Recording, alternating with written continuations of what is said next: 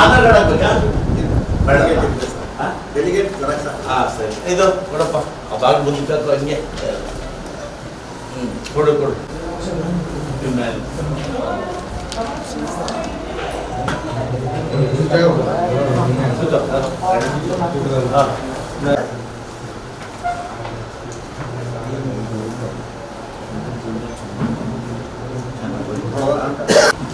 ಹಾಕಿದ್ರೆ ಓಕೆ, ಹಾಕಲಿಲ್ಲ ಅಂದ್ರೆ ಡೆಲಿಗೇಟ್ ಮಾತ್ರ compulsory.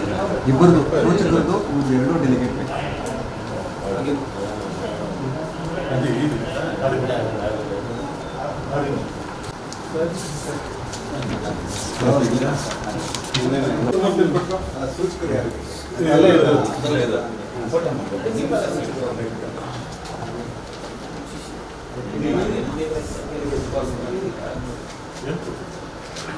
Okay, thank you.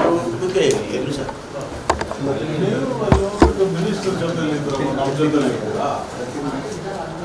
Sir minister ಜೊತೆ ಎಕ್ಕಡ ಈ ದಿನ ನನ್ನ ಬಂಗಾರಪೇಟೆ ವಿಧಾನಸಭಾ ಕ್ಷೇತ್ರಕ್ಕೆ ಒಳಪಟ್ಟಂತಹ KGF ಹಾಲು ಒಕ್ಕೂಟದ ಅಭ್ಯರ್ಥಿಯನ್ನಾಗಿ ನಮ್ಮ ಗುಲ್ಲಳ್ಳಿಯ ಗ್ರಾಮದ ಹಾಲು ಉತ್ಪಾದಕ ಸಂಘದ ಅಧ್ಯಕ್ಷರಾಗಿರ್ತಕ್ಕಂಥ ಸನ್ಮಾನ್ ಲಕ್ಷ್ಮಪ್ಪನವರು ಇವತ್ತು ತಮ್ಮ ಉಮೇದುವಾರಿಕೆಯನ್ನು KGF ಕ್ಷೇತ್ರದಿಂದ ಇವತ್ತು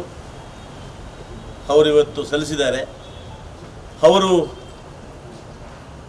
ನನ್ನ ವಿಧಾನಸಭಾ ಕ್ಷೇತ್ರದ ಆದ್ದರಿಂದ ನನ್ನ ಭಾಗದ ಬ್ಲ್ಯಾಕ್ ಕಾಂಗ್ರೆಸ್ ಅಧ್ಯಕ್ಷರಾಗಿರ್ತಕ್ಕಂಥ ನಾಗರಾಜ್ ಅವರು, ಕೋಲಾರ ಜಿಲ್ಲಾ ಕಾಂಗ್ರೆಸ್ನ ಮಾಜಿ ಅಧ್ಯಕ್ಷರಾಗಿರ್ತಕ್ಕಂಥ ಚಂದ್ರಾರೆಡ್ಡಿ ಅವರು, ತಾಲೂಕ್ ಪಂಚಾಯಿತಿಯ ಮಾಜಿ ಅಧ್ಯಕ್ಷರಾಗಿರ್ತಕ್ಕಂಥ ಮಹದೇವ್ ಅವರು ಮತ್ತು ನಮ್ಮ KGF ಭಾಗದ NTR ಪೂರ್ತಿ ಬೇರೆ ನಮ್ಮ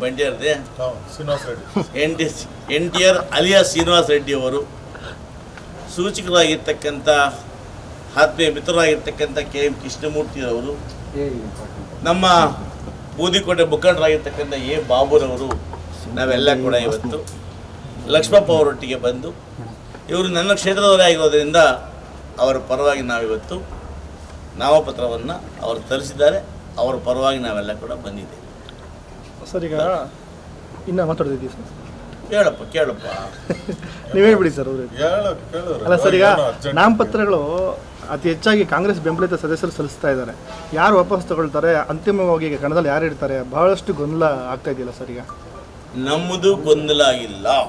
ನಾನು ಬಂಗಾರಪೇಟೆ KGF ಅಂದರೆ ಬಂಗಾರಪೇಟೆ KGF ಕ್ಷೇತ್ರಗಳು, ಇದರೊಟ್ಟಿಗೆ ಮಾಲೂರು ಬಂಗಾರಪೇಟೆ KGF ಕೋಲಾರನ ಮಹಿಳಾ ಕ್ಷೇತ್ರದ ಮಟ್ಟಿಗೆ ನಾನಿವತ್ತು ಬಂದಿದ್ದೇನೆ.